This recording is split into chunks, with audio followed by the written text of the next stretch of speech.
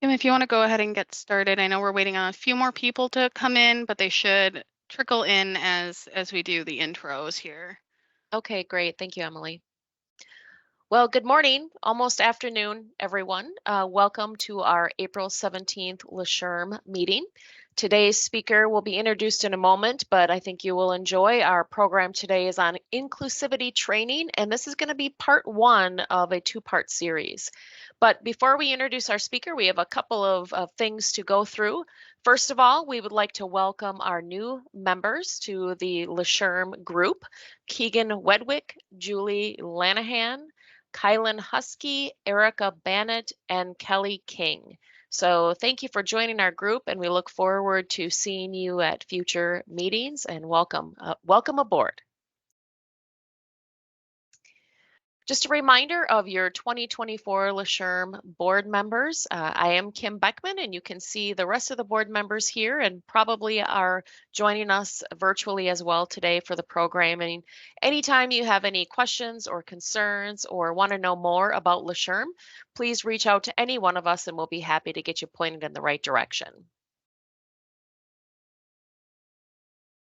We want to thank our chapter sponsors again, Express Employment, Paylocity, the Alliance, who is going to be speaking in a moment as well, WCCU Credit Union, and then my employer, the Insurance Center. So these programming sponsors help to make sure that we can provide you with programs such as today's program. So we really appreciate our sponsors and value everything that they do for the LASHRM chapter. We are still looking for sponsors in the areas of recognition, safety, compliance, coaching, development, legislative, HR strategy, and education. We've given you a QR code here, so if you are interested in being a sponsor, please use that QR code or reach out to anyone on the board and we'll, like I said, get you pointed in the right direction. So our meeting in May will be the second part of our inclusivity training, which we are going to hear from Dr. Marcus Lewis in a moment. So make sure you get registered for May's meeting, which is going to be part two. So you'll want to make sure he'll probably leave us with a cliffhanger. So you'll want to make sure you get registered for May. Just a little sneak peek and things that you'll want to mark your calendar for. Our June programming, we're going to take a break over the summer, but in September, we're going to jump right back in with our second annual non-profit vendor fair, and there'll be more details coming out with regard to our vendor fair. Last year was such a huge success. We're looking forward to even more attendance and a great turnout for our September vendor fair. And then we'll get you some more information on November and December soon.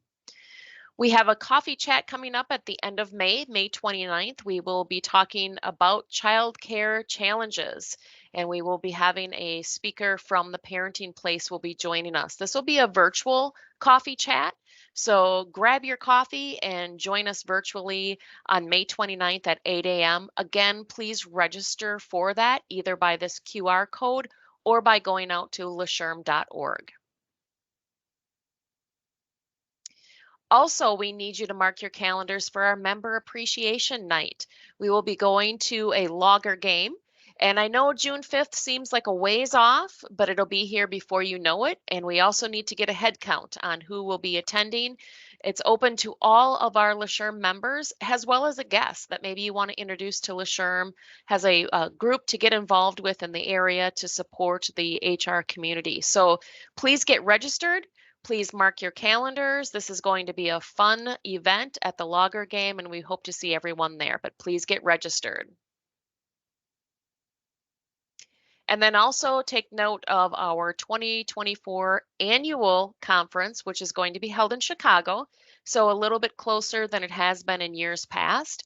So please get registered for that. It'll be coming up in June. And then the rooms are open for the 2024 Wisconsin State SHRM Conference, which will be held in October. Always a great event. And there will be additional information coming soon about when you can start to register for that conference. But I know the room blocks are now open, so get your room at the Kalahari.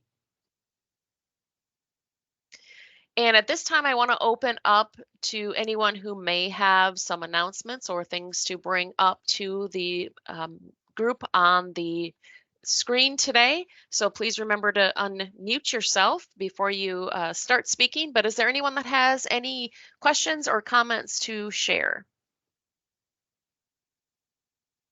Just a quick add in here. If anyone is not receiving any of the LASHRM emails, we have heard some people are having issues. I think it's due to blockers for employers, but if you're not receiving it, please reach out to one of the board members, like Kim said, and we will get that fixed for you.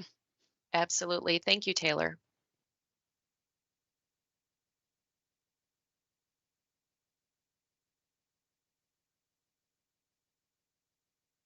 All right. Well, then we want to take just a couple minutes here. We want to thank our sponsor, the Alliance.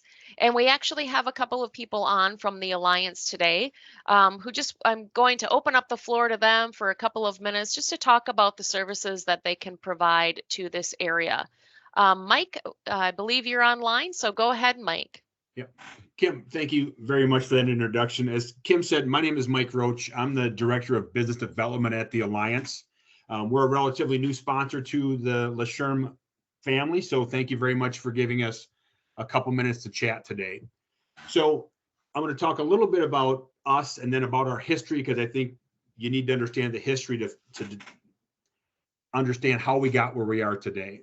So when people ask me to describe the Alliance in less than 10 words, I tell them we're a network of doctors and hospitals. So when you think of networks, you can think of Quartz and United and Anthem, but that's really where the similarity between us as a network and other networks stop. So we were formed 34 years ago in Madison by 7 employers, a couple of whom you will recognize. CUNA Mutual Group was one, American Family Insurance, and their Spectrum brands now, but they were Rayovac. And they started us because there were 2 things they really wanted to accomplish. One, they wanted access to the information that their network collected on their claims. And 2, they wanted to be able to control the cost of healthcare for their employees without having to jump networks every couple of years. So for the first thing that really I think makes us different is we're a not-for-profit cooperative. So right now we have about 420 employers, the vast majority of them in Wisconsin and quite a few in the greater La Crosse area who access our network.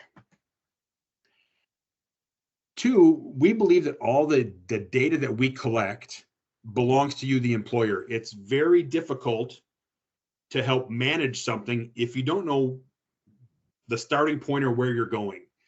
So if you call myself or my colleague Aaron on a Tuesday and say, I want to know where every dollar we've spent on healthcare is gone in the last 8 months, the next day you get a report that shows you that. The other thing, and the thing that brings us into the office every day, is we want to be able to answer the question that you have as HR professionals when you sit down to look at your renewal every year. Where can I find value in healthcare? So we believe that it's our duty as a not-for-profit cooperative to make sure that you have that information and then help you pass that on to your employees. Because, you know, if somebody needs an MRI and I can show you where you can get it for $800 versus where most folks end up in a system where it will cost, you know, north of $2,000, we think that's what we need to be doing. So people want to know, well, who works with the Alliance? We started out 34 years ago. We worked strictly with large self-funded employers. In the last 5 years, we have seen the number of employers who level fund their healthcare skyrocket. And these are groups with as few as 10 or 15 employees. You know, on the top end of that, you may have 75 or 100, but it holds true that even small employers want to understand, how can I save money on healthcare and how can I control those costs that are usually the second or third biggest line item on our balance sheet. So that's a little bit about who we are and what we do. If you have any questions for us, you can do one of 2 things. You can get my information from the LASHRM team, or ask your broker. We work with all the brokers in the greater La Crosse market, they know who we are. So we'd love to come out and talk to you about how we think we can help. Absolutely. Thank you, Mike. And Taylor has posted in the chat some more information about the Alliance, as well as Mike and Aaron's contact information. So certainly get in touch with them if you have any questions. We work with the Alliance and have always been very happy with the services provided. We are now going to turn it over to introduce our speaker for today. Thank you. So I'm actually very excited for Dr. Lewis to be with us. My name is Emily Ware. I'm the current secretary for LASHRM, and I was previously the Governmental Affairs and DEI Director. And Dr. Lewis was on my speaker bucket list to have come in. I've gone through the SEED training. It was very informative. It was very helpful, and it was a really interesting process. So Dr. Lewis, a little bit more about him. He's worked in diversity, equity, and inclusion for over a decade. He's the owner and founder of Key Change Consulting, LLC, a firm that is dedicated to promoting inclusive excellence for education, business, and community organizations. As a nationally trained Seeking Educational Equity and Diversity, or SEED, facilitator and education leader, Dr. Lewis has dedicated his career to working in higher education administration, Native American education, and inclusive advocacy. He has presented at the national, state, and local levels about educational equity, social justice, and Native American education. Dr. Lewis currently resides in the Fox Valley with his wife, Lindsay, and their two beautiful children. So I will hand it over to Dr. Lewis. Hello, thank you so much. It's great to be with you. If it's all right, I'm going to share my screen so I can share my slide deck with y'all, which hopefully you're seeing now. So yeah, thank you again. It's great to be here. Going to talk to you about some strategies and things for using inclusive language in your workplace. In addition to the work I do in DEI, I'm also a teacher. Teach college courses for doc students, and so happy to field questions if you want as we go through. Feel free to use the chat. I'm going to have a prompt for you to respond to here in a few minutes as well. So if some things come up, feel free to put those into the chat and I'll get to them when I can. So like I said, great to be here with you virtually. I do live in the Fox Valley now, but I'm actually originally from over in y'all's neck of the woods.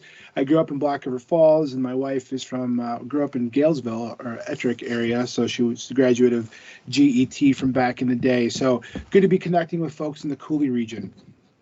So as we get started here, I want to encourage you to practice self-care as we go through this, just because there's going to be, I'm going to speak openly and honestly about different topics related to race and sexual orientation and identity. So just continue to practice that self-care, because some of the things I might talk about today may be challenging for you or for others based on, that discomfort that we might feel from challenging our own biases, beliefs, and politics of location. But if you need to step out for a moment, please feel free to do so and rejoin when you're ready, because ultimately we can't be effective leaders for change without first taking care of ourselves and giving us the grace with which to do that. And then also I want to start with this notion too. Again, I'm going to speak openly and honestly about some really challenging topics today through the guise of the language that we can use in the workplace to make it more inclusive. But I want to start with this notion as well about no shame, no blame, and no guilt. Honestly, depending on your particular positionality, you may feel one or all three of these things throughout the course of the conversation, but I encourage you to kind of stay with it and stick with it, because ultimately the point is to grow with one another, to have some open dialogue, and not to do these things. So again, no shame, no blame, and no guilt as we go through. So I want to encourage you to first, we're going to start with this notion that language matters. So kind of putting that hat on for a moment. And then I want to ask you to engage in the chat if you're comfortable doing so. And I've got this question I'm interested for you, or to get your feedback about. So what does inclusive language mean to you? When someone talks about speaking in an inclusive manner, what does that mean to you? Feel free to drop a couple comments in the chat to go ahead and chime in. So when someone says we're going to be talking about inclusive language, what does that mean to you, or what does it mean to use inclusive language? And or what is it you're curious about as far as inclusive language goes and things you're looking to get out of today? So I'll give you a moment and go ahead and respond to some of that in the chat and share your thoughts.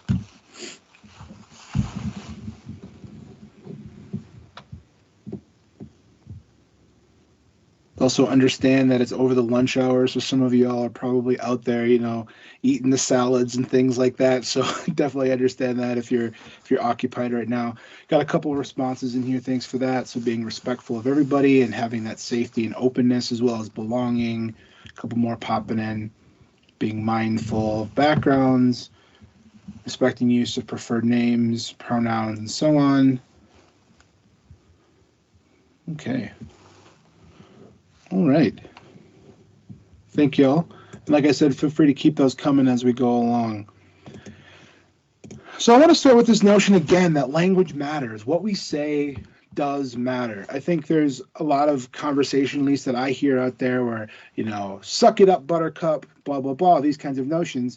And while maybe that works in the schoolyard or while we're hanging out at the local tavern, the reality is in the workplace, the language we use really does matter, right? And can have significant impact whether we're working in a for-profit or nonprofit area. And it's important for us to be aware of what it is we're using.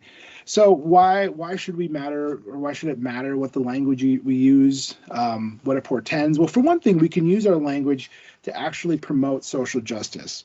So we can use that inclusive language to actually restore dignity to underrepresented populations that have long been ignored. The way we talk about underrepresented communities, whether those be BIPOC communities, whether it be the LGBTQIA+ community, or for folks who are living with disabilities, et cetera, we can, by being more inclusive with our language, help to restore some of that dignity that's often been taken away.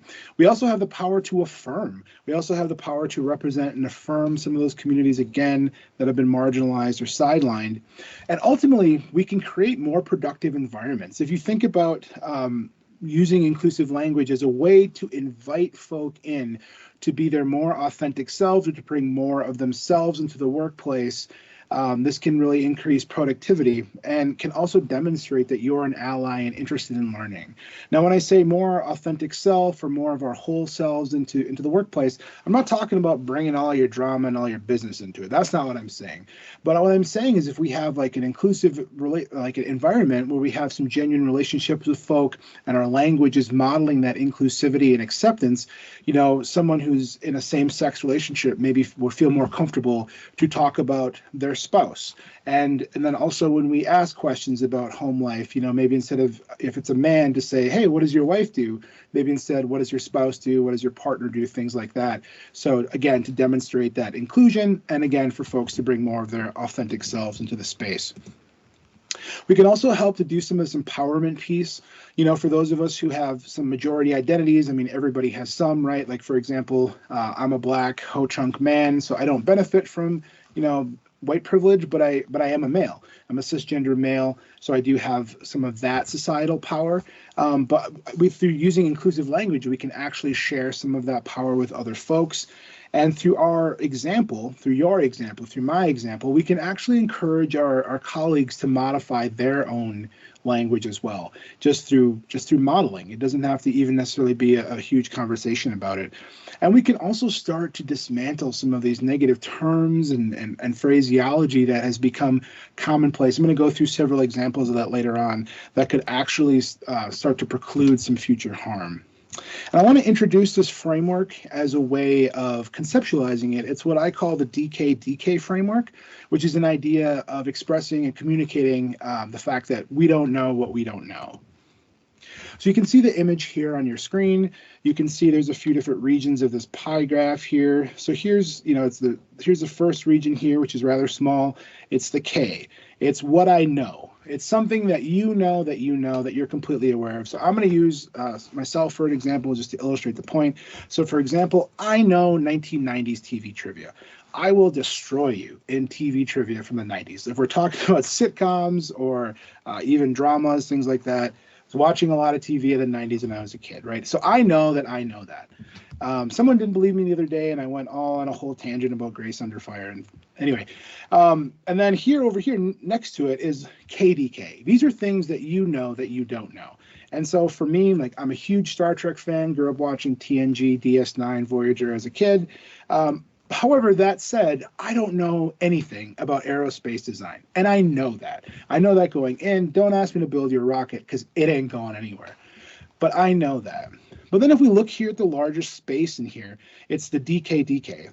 which is the don't know what you don't know. And these are, obviously it's the biggest area on here because there's going to be a lot of those blind spots that we have. And for me, this was how, again, being, like I mentioned earlier, being a Ho-Chunk male, I was raised in a Ho-Chunk family, which is very patrilineal and very male-centric. And so I didn't realize that some of those messages that I received as a kid, how that would reinforce notions of male dominance and cis dominance into my worldview and kind of personality. And so how long it would take to sort of unpack those things. And that was part of the things that I didn't know that I didn't know. And so I like this framework because it's helpful to sort of visualize some of these different areas that we're working on, language being one of them. But I also want to mention, too, that the DK isn't an excuse framework, right? We can't just keep saying, oh, well, I didn't know. But like when someone tells you, then you do know. And when something is brought to your attention, I believe it's our responsibility to improve when we have better information. I'm also going to put this out there. Identity matters. Who you are and what you're bringing to the table matters. I'm not saying it matters most of all or that it's the most important thing in your life, but you can see here on your screen now some different examples of identities and things. And these are just who we're bringing with us to the workplace, right? It could be your family role. Maybe you're a mom. Maybe you're a son, you're a daughter, you're what have you. Your racial identity, your religious affiliation, all of these different identities that you're bringing with. And so those things matter, and it matters. It helps to create our lens through which we interpret the experiences that we have in the workplace. So I want to make space for that and to mention that those do indeed matter. Here's kind of a wheel that's another representation of some of the different things that I think we want to avoid in the workplace, whether that's expressions of classism, racism, ageism, ableism, et cetera, you can see them here on the screen. But I think one of the ways that we can help to dismantle and avoid some of those things is through the language that we use, and we're going to get into that here very quickly. And one of the things that I want to talk about is also to kind of do some inputs in terms of other things that we might say instead of using some of the outdated terminology. And the first one I want to mention is when someone kind of shares an ouch moment with you, maybe it was about a comment or something that someone made, or maybe it was just language that was directed at them, or they just heard in passing. And sometimes what I've observed, the last several years has been someone will say, oh, well, you're just playing the victim, things like that. And so what I want to encourage us to do is to reimagine that, and if that's something that you say, I would encourage you to take that out of your vocabulary and to not say it again. Because for one thing, there are actual victims of violent crime, of abuse, neglect, and so on and so forth. And so someone expressing an unmet need or like an ouch moment or something that happened in the workplace, ascribing that to victimization is not particularly helpful or productive. And so you're probably thinking, wow, Dr. Lewis, just popping my balloon right here. What am I supposed to say then? And so instead, a word that I think makes more sense and is a little bit more inclusive is target, right? Because some of those oppressions that I had on the wheel before, right, through the person's no fault of their own, they were sort of the recipient of that. They were the target of that system of oppression. That could be, I was a target of racism, or I was a target of heterosexism or ableism or what have you. And then, also I think folks are so afraid of saying the wrong thing that sometimes they end up not saying anything at all, which also isn't helpful. And so instead of being labeled, terms that can really shut folk down like bigot, racist, sexist, so on and so forth, homophobe, instead, again, another idea for language modification is there at the top, which is to say agent instead. And no offense to folk with red hair, this is just how the image plays out. My bad, don't mean to cast redheads in a negative light. But to say that a person is the agent of that particular form of oppression and someone is a target of it, as opposed to racist, bigot, homophobe, and victim, right? Moving from one identity to another, and ultimately more productive language. Because if you were to be called a racist, I suspect that you would probably not be very interested in continuing the conversation. However, agent of oppression can kind of keep the conversation going. Speaking of racism, I want to introduce these ideas of racist and anti-racist. And for this, I'm going to turn to Dr. Ibram X. Kendi, who some of you are probably familiar with his book, How to Be an Anti-Racist. Before that, he wrote this book called Stamped from the Beginning. Wonderful, wonderful book, came out in 2016. But anyway, I want to share these definitions with you, and you can see there, what does it mean to be anti-racist? It's to support that policy through your actions or expression of those ideas. Racist, of course, being the inverse. And I think people are so afraid of being called a racist in society that folks just can, like I said earlier, can really, really shut them down. But what I want to say about these two definitions is if you are, in fact, whatever, portraying or perpetuating, potentially a racist behavior, these are not fixed identities. But that's the way it's, described, right? That you are a racist as if it's a tattoo or a brand that you're going to wear on your person forever. But in fact, that's not the case, because you can choose to act differently in the next moment. So for example, you can make a racist comment, someone points it out to you, and you didn't realize that it was racist, or you didn't realize that it was an ethnic slur, what have you, and you can decide in the next moment to be anti-racist. So I want to disconnect this idea that racism is this perpetual thing that, you're going to be labeled as with a scarlet letter, when in fact it's a series of ideas, behaviors that you express and espouse that can in fact be turned into anti-racist ideas by simply choosing differently. So just an idea about those kinds of things. Moving away from race, I wanted to talk also and bring in some other voices into this. One of the things somebody mentioned in the chat too about pronouns and so on, but talking about LGBTQIA+, and some folks are like, oh my gosh, all the letters, what do those mean? So I just wanted to define those here on the screen for you and provide kind of a context, so we're kind of singing from the same sheet of music here. And this is what that stands for. So you can see lesbian, gay, bisexual, transgender, which can also be shortened to trans, queer or questioning, intersex, asexual, and the plus is just to be open to other identities, because there are some folk who choose not to subscribe to really any one of these or don't particularly care for labels. But so this is what it stands for. And one thing that folks often ask a question about on here is, well, what does intersex mean? And intersex is to be born with both male and female reproductive organs, whether that's internally, externally, etc. And it actually represents about 1% of the population. So I want to throw those out there as well. And then I want to say this about pronouns, because I've mentioned again, someone brought this up in the chat. The correct use of someone's pronouns can be really affirming in meaningful ways. While maybe unimportant to some folks who are cisgender, it can actually be really affirming to folks who are trans or in the process of transitioning or have, and so on. Because in us sharing our pronouns, for us meaning cisgender folk, we can help create a space where other gender identities will be more comfortable sharing theirs as well. Because sometimes when you share like they, them pronouns, it can be really nerve-wracking, because essentially that person is coming out. And people who come out either, whether that be about their sexual identity or their gender identity, they don't just come out once. They come out over and over and over again throughout their lifetime, always weighing whether or not, is it safe? Is it going to be productive? Is this going to hurt my career? Is my client or customer going to think less of me, et cetera, et cetera? And so one of the things we can do is to share ours. I tend to do that in my email signatures, for example. And again, through, me as a cis man, me doing that could also help encourage other cis people to consider sharing their pronouns as well. I just want to share a couple different charts that kind of have what some of the different non-binary gender pronouns are. The gender neutral ones, you can see them down here in the lower half of your screen. They, them, theirs, which I think folk are most familiar with, and you can see some other variations, which are also described on this slide as well. So just definitely something worth looking into as far as pronouns are concerned. And then also, I actually, in my email signature, I link my pronouns to, and this is where they end up going, the UW LGBTQ plus resource center. So it has information about pronouns. So I don't necessarily need to explain it. Folks, if they're curious, they can look at it. And I also want to just be upfront and say, mistakes are going to happen. You're going to screw up somebody's pronouns by accident, right? It's just going to happen. But it's important to apologize and to just try to do better in the future. Every time I've put my foot in my mouth that way, I've apologized and I've been given so much grace. And so, like I mentioned, I like to link my pronouns. It's a pretty easy way to do it.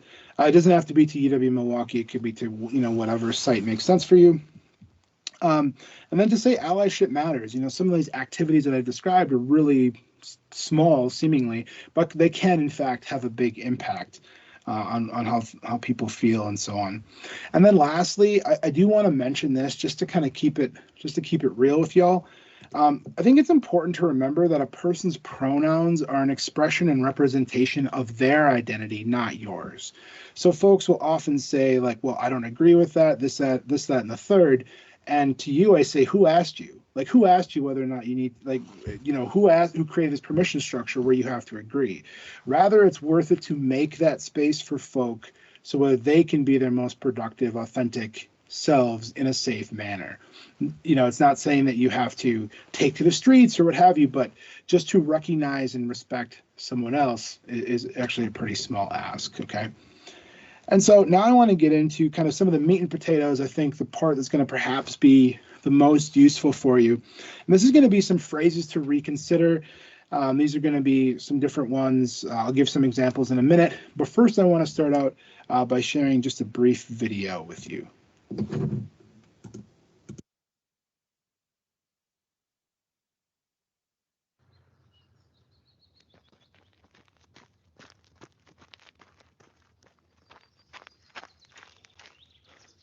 Hi there. Hi. Nice day, huh? Yeah, finally, right? Where are you from? Your English is perfect. San Diego. We speak English there. Oh, no. Where are you from? Well, I was born in Orange County, but I never actually lived there. I mean before that. Before I was born. Yeah, like, where are your people from? Well, my great-grandma was from Seoul. Korean. I knew it. I was like, she's either Japanese or Korean, but I was leaning more towards Korean. Amazing. Yeah. Hamshasina. There's a really good teriyaki barbecue place near my apartment. So I actually really like kimchi. Cool. What about you? Where are you from? San Francisco. But where are you from? Oh, I'm just American. Really? You're Native American? No, just regular American. Oh, well, I guess my grandparents are from England. Oh, well. Hello, Governor! What's all this then? Top of the morning to you. Let's get a small tea. Double, toil and trouble. Mind the gap! Beware, Jack the Ripper! Bloody hell! Pip pip! Cheerio! I think your people's fish and chips are amazing. You're weird. Really? I'm weird? Must be a Korean thing.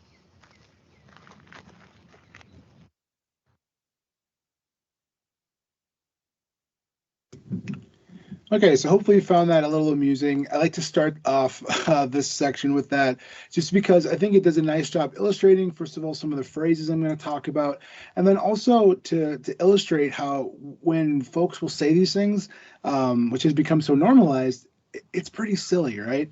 And so I'm going to put up a few phrases here, the next few slides, and kind of go through them and talk about if these are phrases that you use, I'm going to ask that you reconsider them and probably avoid saying them in the future. So for example, number one is, I don't see color.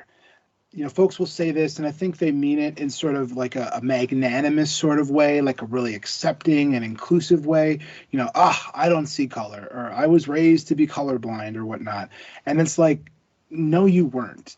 Like, if you can't, first of all, even if you actually were colorblind, there is still some part of the color spectrum that you can see and perceive. But and again, it's probably well-intentioned, but at the same time, when folks say that I don't see color, or they've said that to me, what I take that to mean is that there's something wrong with my color, right? Because it's usually a white person who's saying this, and they'll say, oh, I don't see color. To me, you're just a person. So that tells me that there's something wrong with my color, that someone is willing to do me the favor of looking beyond my skin color to see the real me, whatever that means. But the fact is that I'm not asking you to. I wouldn't ask someone to look past. I love the fact that my skin is like a rich dark brown and that it gets even darker in the summer. I don't need someone to see past my color. I'm not saying the color is the most important aspect of who I am, but when folks say that I don't see color, first of all, it's disingenuous. And number two, the impression is that you're doing someone a service by seeing past it to see their real selves, or whatever that means. This next one here is, I don't care if you're red, green, or purple with yellow stripes. This is, again, intended to, I think, be well-intentioned, but it's actually rather insulting and demeaning because people don't really come in those colors, and that's just not how it is. And so going to these kinds of extremes, that just tells me that folks are not really ready to deal with the topic of race with authenticity by going to these kind of hyperbolic extremes. And so when folks are saying that, again, well-intentioned, but it doesn't really land that way. But again, this used to be super common. I went to school and grew up in the 90s, and this is when, I heard this a lot growing up. The one after that, oh, but I have so many friends of color. And I was like, well, good for you. I mean, that's great. But again, I think well-intentioned, but the reality is that usually folks will say this after a problematic comment or behaviors have been brought to their attention. And I want to say this, that having relationships or being in proximity to people of color does not inculcate or insulate someone from potentially doing racist behaviors or espousing racist comments, right? So no matter the amount of people of color in your life or in your family or what have you, there is still the possibility that you can say or do something that can be perceived that way. So I think it's just, again, a problematic phrase in the sense that as if having some sort of affinity and relationship with people of color somehow puts that off the table for you, and that's not true. These last two comments on this slide here kind of serve the same, they're sort of variations on a theme, but they serve the same purpose. This first one is, I don't think we should talk about how we're different. We should talk about how we're alike. And it's this whole focus on race that's dividing us and whatnot. Again, probably well-intentioned, less so than maybe the ones that I discussed earlier on this slide. But again, what these phrases seek to do is to take the subject of race off the table. And again, similar to the one I mentioned earlier, when folk do this, it indicates to me that they are not prepared to discuss race with authenticity. Because when we take it off the table, if it comes up, in a context relevant to work or what have you, oftentimes this is because that person is uncomfortable and will want to restore that sort of racial equilibrium, right? But so again, these things perhaps well-intentioned, but are ultimately not helpful and are problematic. Here's some other phrases that folk use. We heard some of these in the video. That first one, where are you from? No, where are you really from? I think this is especially important for folk who are working, like for all of you, or, HR professionals and living in the Cooley region where there, is a growing Black population, as well as a large Hmong population, a Native population as well. Some of these questions do come up. I've, heard them several times and can be challenging and problematic. The second one here, oh, but your English is so great, right? The guy in the video said that to the lady, and we wouldn't ask, or we wouldn't say that probably to a white person, right? And so, similar to how she kind of flipped the script on him with kind of some of the English stereotypes and tropes, that's kind of how it comes off, a bit cringy and so on. But again, complimenting someone's English, this can be used in different ways. I have another example of that in a subsequent slide. But so just something to reconsider. Or you're not like the other Black people. I've heard this several times, and again, seemingly mentioned to be like a compliment of some kind, but obviously didn't land very well, came off rather insulting and demeaning. And it's like, what other Black people? Because usually I like to follow up with questions, and they got nothing. Asking someone to speak on behalf of their whole race. What do your people think about that? This happens to me fairly often. Like, oh yeah, what do the Black folk think about this? Or what do the Native people think about this? And I'm like, I don't know. What do Norwegian Americans think about this, right? You wouldn't be asked that. We wouldn't put folk in that situation. So just again, something to reconsider and to think about. Please don't put people in a situation where they're expected to answer for their entire race. This next one usually happens to women of color, though sometimes men of color. Sometimes if I got a fresh fade on, folks will ask me this question. But I love your hair. Can I touch it? The answer is no. And stop asking, right?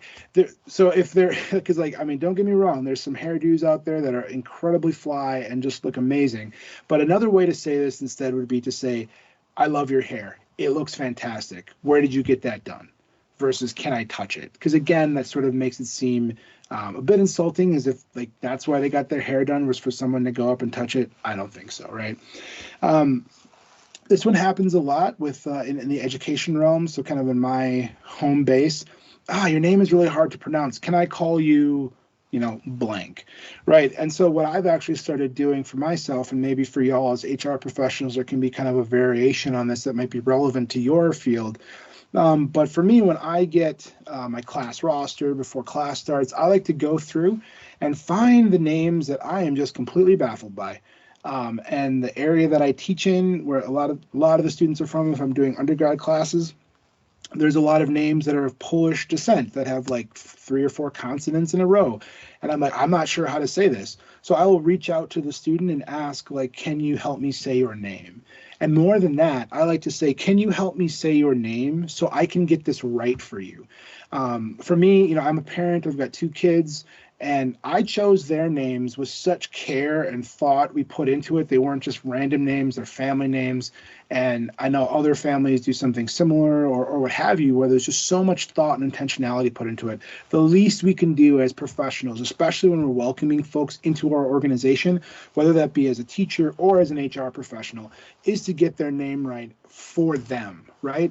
Not, your name is confusing to me, so I'm just going to call you Sally. Is that okay, right? And then, these next 2 kind of similar, well, I've had it hard too, when someone brings up racism or privilege and things. Yeah, but that's not what we're talking about, right? This isn't a contest to see who had the more oppression or whatnot. It's an expression of folk sharing their experience with you, and it's just better to receive it rather than to kind of try to get into this game of well, I had it bad too.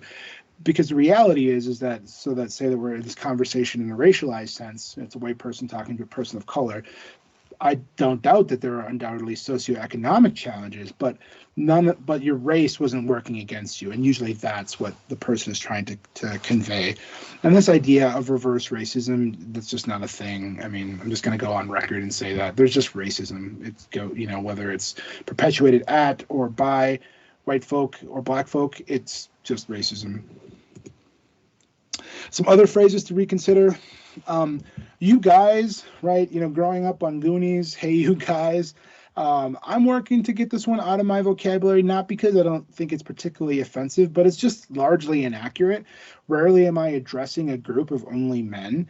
And just kind of it sort of hits me weird too that we just call everyone guys as sort of the default. So this is one that I'm working on. I screw it up at least 5 times a week, working on it.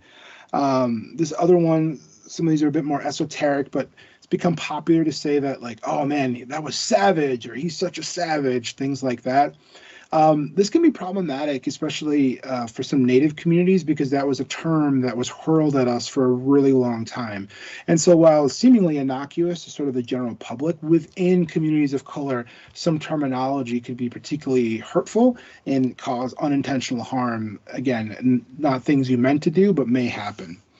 This other one is, the following one here, you're crazy or that's insane. This is just kind of going to marginalizing folks who have, mental health challenges and things. Same with the next one, I'm really OCD about this, that, and the third. If you do actually have an OCD diagnosis, different story, that kind of a thing. But it can stigmatize folks who do have these conditions, and this isn't creating an inviting or inclusive situation for them to disclose and or function within your office or workplace. Blank is my spirit animal. This used to be really popular. I used to hear people talking about this oh my God, I just love this so much. It's my spirit animal. And I'm like, no, it's not. First of all, a sale at Target or discount thrift is not a spirit animal, right? And while seemingly, again, innocuous, spirit animals are really important to native cultures. Native cultures that use them, there's a whole process of how you get one, what they mean, and what their function is in your life. And so diminishing that for your own purpose or gain is, again, diminishing those cultures that they come from, because, again, they're very, very meaningful. It would be like, in the mainstream vernacular, like trivializing someone's first communion, right, or their confirmation, something along those lines. Trivializing that. So just something to be cautious about. This next one is actually an ethnic slur, to say I was gypped, right? Folks say that, especially in the Midwest. You heard it all the time growing up in, the Black River Coulee region area. I was gypped. It's actually a slight against the Romani people, slight against gypsies. And so that's where that comes from. So I've tried to work to take that one out of my language as well. There's also another version of that I heard when I was younger as a kid, that wasn't as polite, about Jewish folk, that people used to use. Obviously, that's problematic as well. This last one here is kind of more intra-community based. This is one that folks may not kind of have on their radar screen, but articulate, especially in reference to Black men of color, men of color rather, especially Black men speaking, can often be seen as insulting. So for example, oh man, you're so articulate, these kinds of things. And again, you're like, why would that bother anyone? That's a compliment.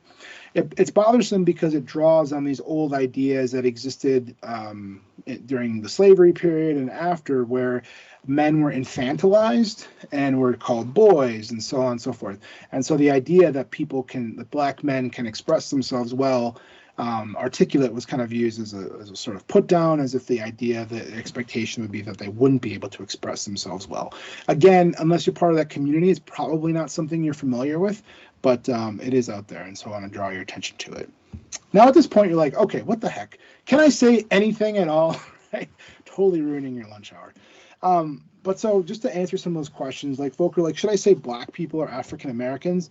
I tend to say Black people or Black folk, because not all Black folk are African Americans. And the reality is that in the communities, as we get further and further along through time, our connection to Africa is further and further in the rear view. And so Black American culture just tends to want to be called Black Americans. Should I say Hispanic or Latino? Well, the reality is that they're talking about different things, right? One is a racial category and one is an ethnic category. So Hispanic are folk that come from Spanish-speaking countries, right? It could be anything from Spain to Argentina and so on. Latino is a shortened version of Latino Americano, which is a specific region of the world. So folks could be, Latino, but not Hispanic. For example, people from Brazil. And so on. So anyway, they're actually different terms. And then folks will also be like, well, what about Latinx? I've seen and heard this. Right now, there's, so this has become popular in the last 20 years or so, especially in the academic literature. But right now, communities there's actually alternatives to use that Spanish-speaking communities have developed. There's actually kind of like an internal dialogue taking place about what term they want to use to describe themselves. So that's an ongoing conversation within the communities. Folks will often ask me too, like, what should I say? Native, Indigenous person, First Nations, American Indian. And what I say is, like, any of these are really fine, but if you are talking about a specific tribe, it's okay to just say that tribe. If you're talking about the Ho-Chunk, just say so. Menominee, so on and so forth. A lot of folk will ask about BIPOC. What does this stand for? Because it's, I think, fairly newish, probably the last 10, 15 years. It appeared in the academic literature in the early 2000s. But BIPOC stands for Black, Indigenous, People of Color, in case you're wondering. So sometimes folk will use it in a sentence and just say it like I did. So just so you know what it means.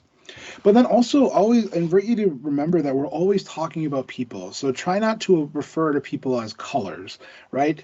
And this is something interesting too, because like older folks in the movement who have been at it for a really long time will still say things like the blacks and the browns and things like that. And it's like, I get it, been in the struggle, but it's Black people, brown people, white people, right?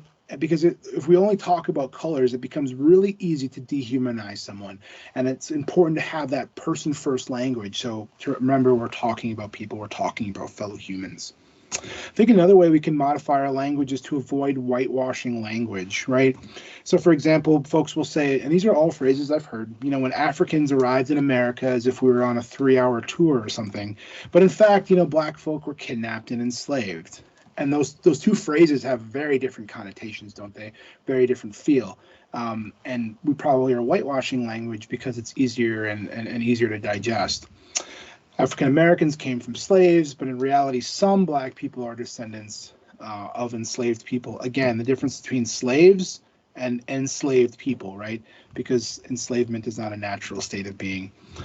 Native Americans were moved to reservations. Now we're forcibly removed from our homelands. Why? To make room for white settlers, right? That's not a political statement. That's just a statement of what happened and why. And so, again, not whitewashing that language. In the recent time, this one you hear all the time, George Floyd's death or the death of Breonna Taylor, as if, they were just sleeping in the rocking chair and passed away. And I'm like, yo, they were killed, right? Someone who was convicted for those murders, for those killings. And so it's important, or at least in the case of George Floyd, so it's important to use the actual language and to also similarly to avoid deficit thinking, right? Like, so folks will ask, these are again things I've heard, how can we fix the problems in Black and brown communities, as if we need to swoop in on a chandelier to do so. But rather, way I would reframe that is like, how can I learn more about those communities to understand their values and so on and their challenges? And then how can I support work that's already underway, right? These two ideas have very different connotations based on language we're using, right? How can we fix what's going on over there versus how can I learn about what they've already got going on, support that, and like what their strengths are, right? To, again, avoid that deficit thinking and adopting a strength-based mentality. This one talks about the wealth gap, and this one between white folk and communities of color, and this one is like, again, looking at the inherent strength of communities of color and how can we build upon that to help move things forward. And so I think an important question is, how do these communities view themselves and tell their own stories? Again, restoring that dignity piece that I talked about earlier in the presentation. This is one thing I want to call to attention to that I think is so prevalent in, especially Midwestern society, Midwestern nice, is toxic positivity. And I want to say, let's be done with toxic positivity. A smile will not solve all ills, or speaking in like a brighter, higher voice will not make challenging circumstances better. I'm not saying there's no place for positivity, but what I'm talking about is toxic positivity, where just put a smile on it. We're not going to deal with it. We're going to sweep things under the rug till next thing you know, like that pile under the rug is like waist high or shoulder high, right? We need to really lean into some of these uncomfortable circumstances and take some action. And so how do we move forward? How do you do that? I want to give you a couple strategies. One is how to overcome some barriers you're going to run into. And you can see my Gandalf here, because sometimes this is how it can feel, right? You go in with the best intentions and you're like supercharged to get things going. And then it's like, nah, we're good. So what if you're getting this from your employer or from your team leader, your supervisor, manager, director, etc.?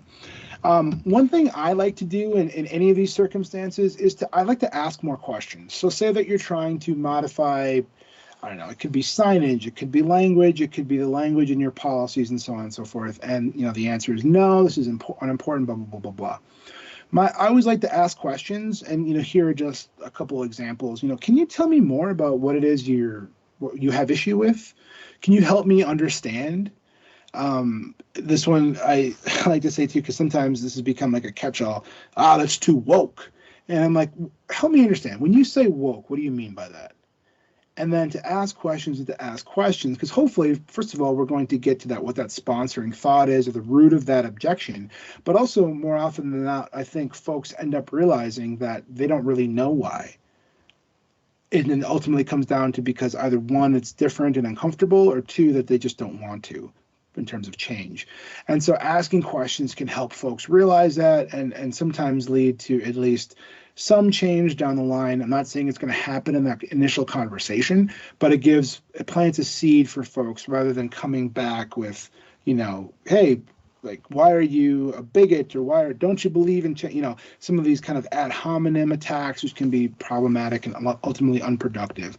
So asking, can you help me understand, through questioning, I think is really valuable. And then to also, keep that big picture in mind, like whose comfort is it we're prioritizing by keeping the status quo, right? If you're in a for-profit organization, like, are we really going to be making as much money as we could if we are not modifying, our strategies?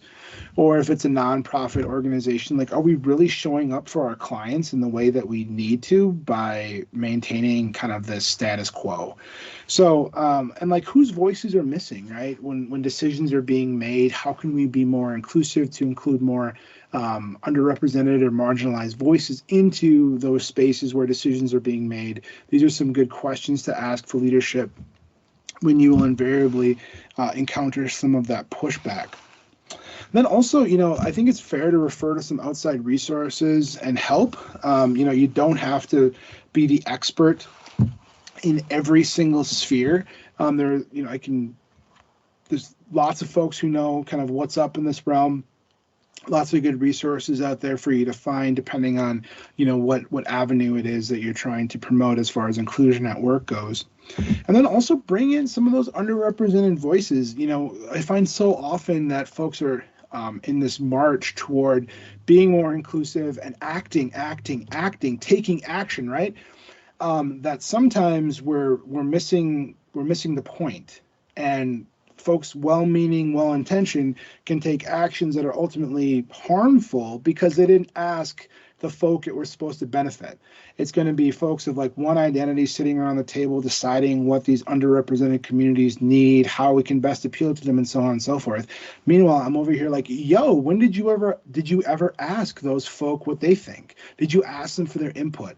So again, sharing that power, adding another leaf to that table, bringing up a few more chairs to have that dialogue, right? And ultimately, I think a lot of folks are afraid of sharing power, organizationally speaking, but because they feel like that's going to diminish theirs. But the reality is that like once we share power, everyone becomes more powerful, and it doesn't really diminish our own. But then also, when you do have some of the successes, like, don't be afraid to talk about them, put them out there so others will know. Then, like, from your community or from your client, again, like I mentioned earlier, huge Star Trek fan, so I had to get Patrick Stewart into this presentation somehow. This is from Star Trek First Contact. But again, I like to use that question asking thing. Can you tell me more about your objection? I'm on the alumni board for my undergrad institution. We just did a survey, and some of the questions, there were short answer responses that came back were like, the school's too woke, or it's too this or that. And I was just like, we need to follow up with those folk. I'm interested in more of that information, at least what they mean by that. But then also, like, go back to your mission statement, because usually you're probably going to have an inclusion statement, diversity statement, those kinds of things, or maybe it's your overall vision, mission statement that guides us, that talks about what it is you're trying to do. And how can we live up to that if we're not going to solicit or make room for other populations other than the majority? And, here's just like an example, like a kind of a boilerplate one that I've given to a client in the past. You can have it for free today.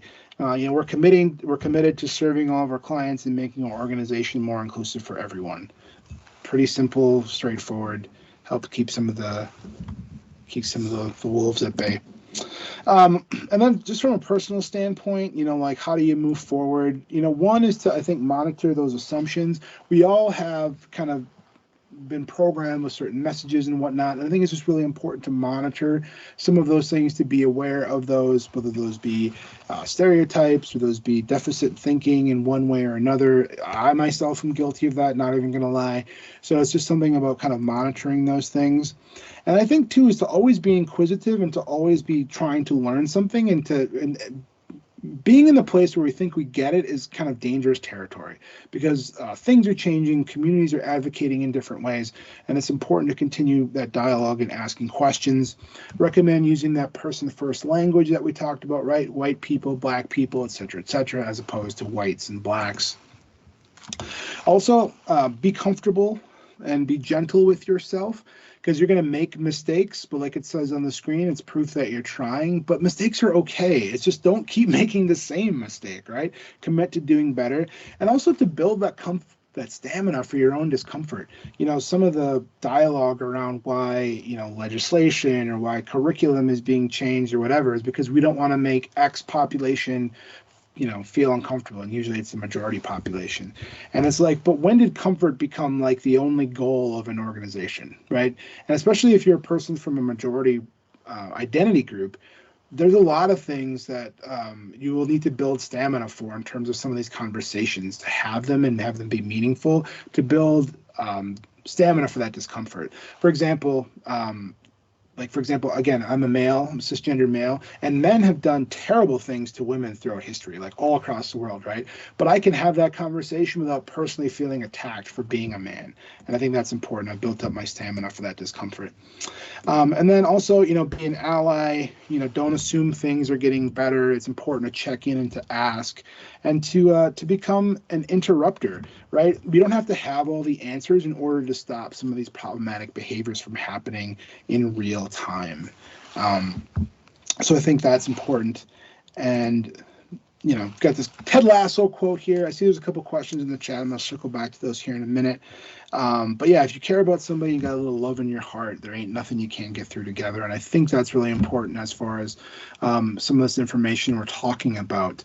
So that's what I have so far. I'm going to dive into some questions. If you have some more, feel free to go ahead and put those into the chat as well. I'm going to get to these ones. I'm going to put up my contact information as well here, so you can reach out if you have further things. Heather was asking, look at the meaning of woke, but can you help me better understand this term? So the original definition of woke was to be aware, right? Was to be aware of what's going on, was to stay woke. It comes out of some African-American Black literature back in the day, and was talking about knowing what's up, being aware, and to stay woke. Some of it was about safety, right? But what it's been co-opted in the last 5-7 years has been kind of a denigrated label that's put on any sort of like progressive ideology, whether that be diversity, equity, inclusion, whether that be like equitable grading practices, equitable admission, et cetera, et cetera.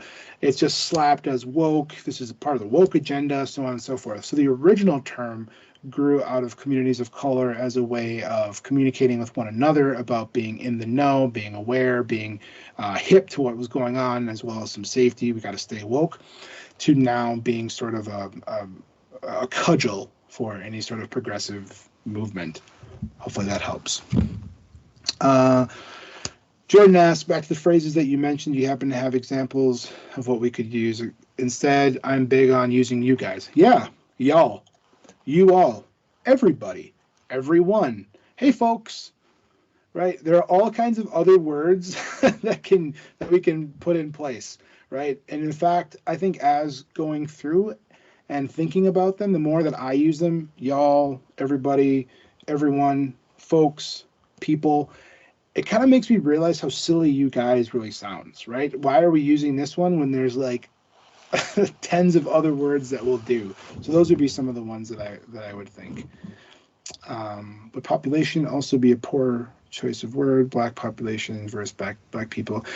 You know, Megan, I think it honestly depends on the context. Like, what are we talking about? Are you talking about like something that has to do with like statistics or health disparities, different like that?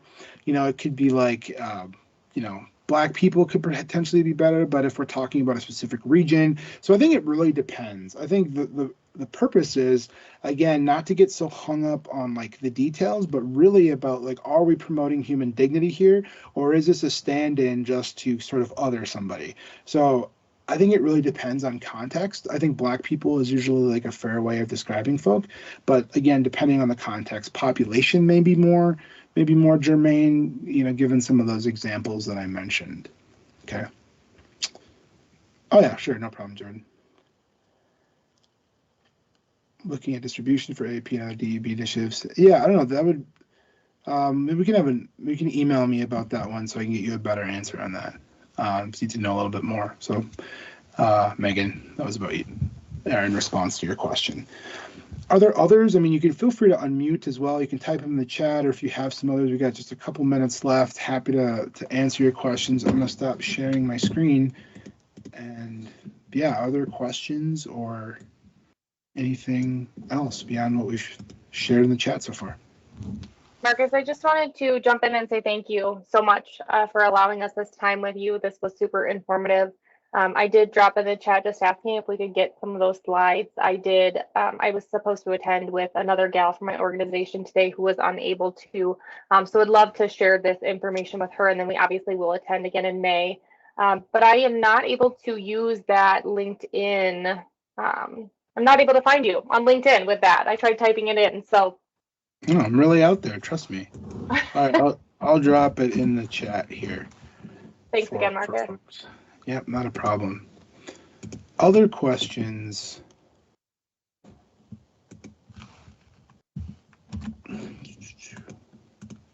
Oh, cool. Thanks, Taylor.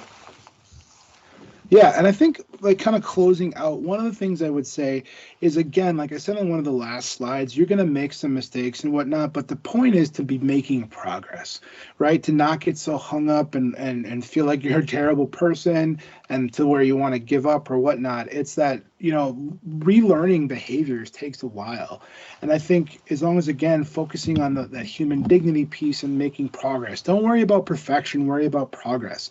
And in terms of continuing to be committed to, if you can even just do one little thing and then try another after that makes sense, and another, you can ultimately make more room for folk. And this matters. I mean, you can have a big impact through the language you use to make other people feel more welcomed. I used the example earlier of like a person who's in a same-sex marriage or relationship but isn't comfortable sharing that with the office, to unburden themselves, to know that at least with one person they can be themselves, or if they're a non-binary gender identity, that with one person there's someone who at least knows that they use they them pronouns, can be a safe harbor in an otherwise unsafe or uncomfortable situation.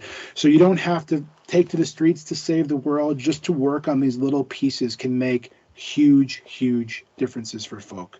So my email, I'll drop that in the chat as well. But yeah, thank you all so much for your time. I appreciate it. And I look forward to connecting with you next month. Thank you. And then I will also include his contact information in our follow-up email as well, so that it's out there. So let me go ahead here. We did ask Dr. Lewis to give us a book title for the giveaway. So we are going to do Debbie Irving's Waking Up White. Just move this over. There we go.